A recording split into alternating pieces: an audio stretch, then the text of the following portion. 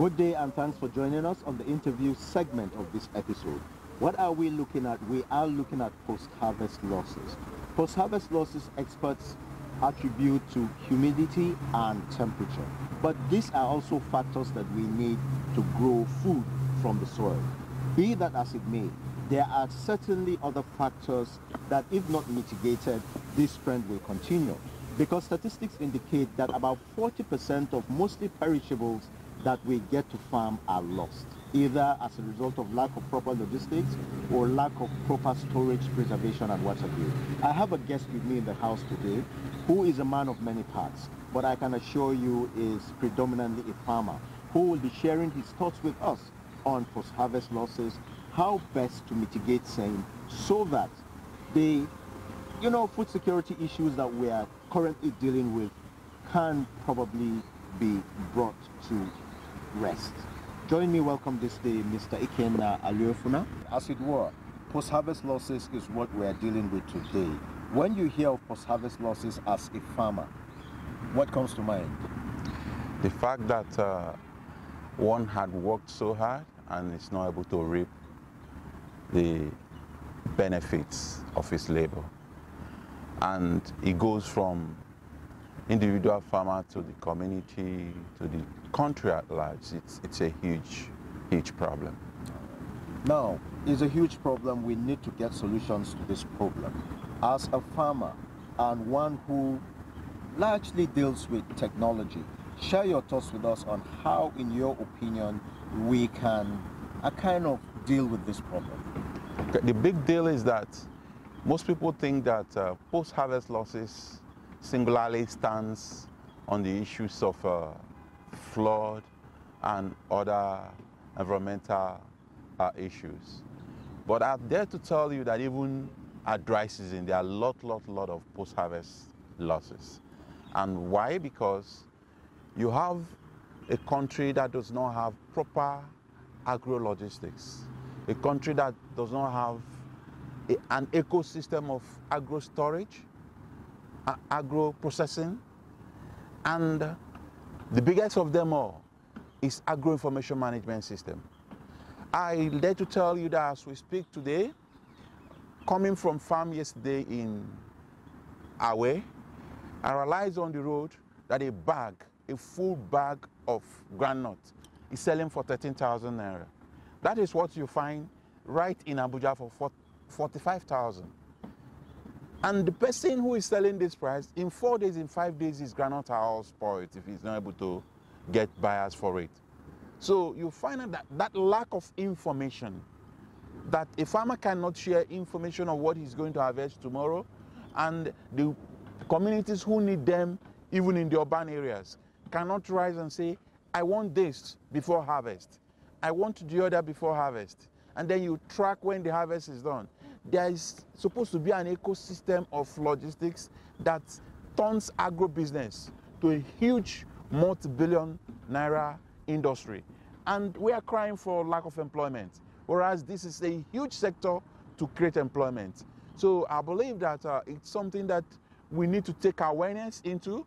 It's something that we need to take business intelligence into, so that people will understand why and how it is not only those who till the ground that should be in the agri ecosystem, that those who are in tech should get involved, that those who are in transporting should get involved, and that people at home can eat more fresh food. If there is that network of information sharing, if there is that ecosystem of robust logistics, then it means that as okra is being harvested this evening, the next morning, be it harvested in Boko, the next morning, some people are waiting for it to land in Enugu because they've already booked before it was harvested. So people are waiting for it in Lagos. So this kills the issues of post-harvest losses. And you can see it is far not caused by environment now, but market information. I want to believe we have an agri policy as a country. Why is it that these aspects of crop production, animal farming, what have you, why are these things not probably factored into that?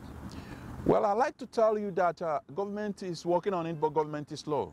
There is a policy that was passed last year, if I'm right, which is National Agri Innovation Policy.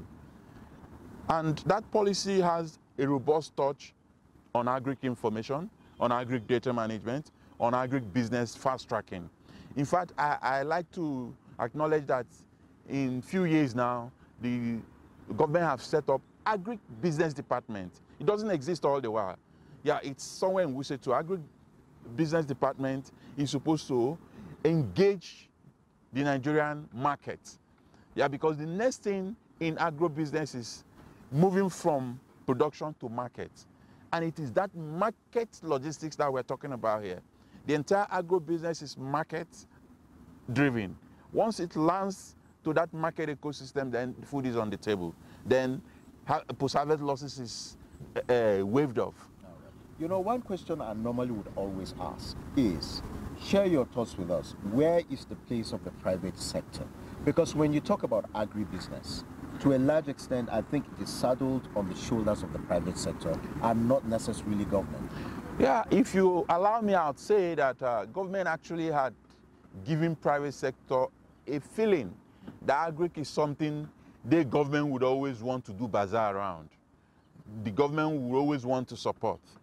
So it makes the private sector not to face realities around it. If it's done the way you find those who are in the pharmaceutical, for instance, who face their business holistically, investors come into it because they know there is money, then this whole thing won't be happening in the first place. Because for me, I feel that what we are seeing now as a challenge is actually an ecosystem that can create 10 million jobs. As I speak to you, there is no single mega storage center in Abuja. And the same thing all over Nigeria. When I talk about a mega storage center, I will explain with what we have developed. There are possibility of having a center that can sit all over this garden with 10, 20 trailers, with smaller vehicles, with an independent power plant of 1 or 2 megawatts. And then you will be sure that everything that comes in has its chambers and segments. That is where the ecosystem will begin to get saturated before we can say that the Nigerian private sector is serious about agro-business.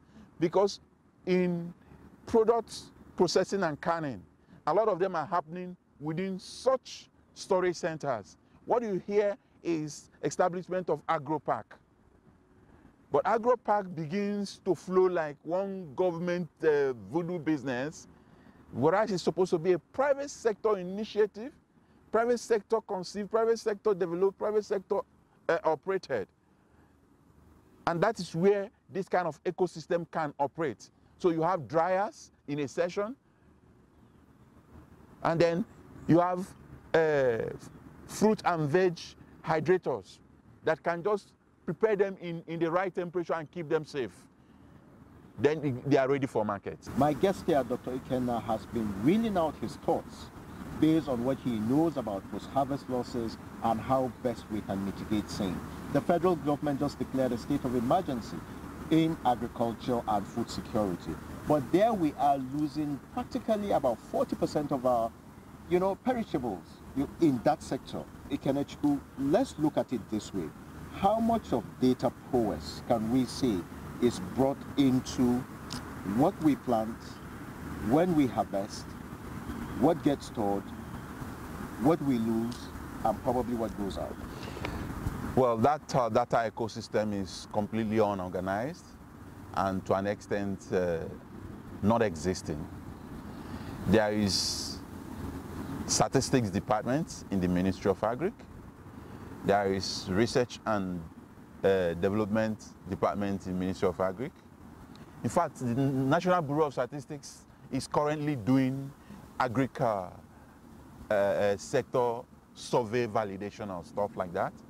Yeah, but you find out that we're no longer living in an era where survey can really give you the true perspective, because the world is on a digital era. And survey is done maybe once in a year or twice a year And when it's done, it's random sampling. So random sampling can't give you exact what's happening. But I'm happy that we are coming up with a agri-data and information management system, which government is looking at right now. There is so much about let's go back to land, let's go back to the farm. There has been initiatives in the past, there have been interventions and what have you. But you know, you are practically there. Tell me, is it feasible? Will it take out the employment deficit we have? Because that is one area that normally comes to mind. I dare to tell you that this sector is yet to employ the lying 10-15 million space for people. The sector is big. Have you heard of the African Continental Free Trade? Nigeria has opportunity to feed Africa. Today, Brazil is in charge of maize and lot of other grains since Ukraine have played down. Ukraine is still in the market, but they have played down. So the global grain is something huge. And we can actually tell ourselves that there's so much to do. Can we attain that without mechanization? Mechanization is a major tool, but I like to say that not mechanization in the way government is doing it, but mechanization as core business, where you have those who own equipment come and work, take their money, go away. Other consultants who do extension come and work, go away. Other persons who sell input come and work, go away. When agric is to become business, you will find the entire agric extension as consulting job. That's what happens in India. And until that happens here, I'm not just talking about 10-15 million jobs. We round up. Farming, is it profitable? Massive, massive. But you cannot take away the risk factors. Risk mitigation is critical. But I dare to say that farming is a sweet business. You're not just mixing with nature, but you are also coming out. Whatever you do around the farm, you must come out with at least 40% profit. At least. I dare to tell you that by the cost of products in the market, people are catching 100% out. And they are quiet about it. All right. Thank you. Well, thanks for letting us know. My pleasure. All right.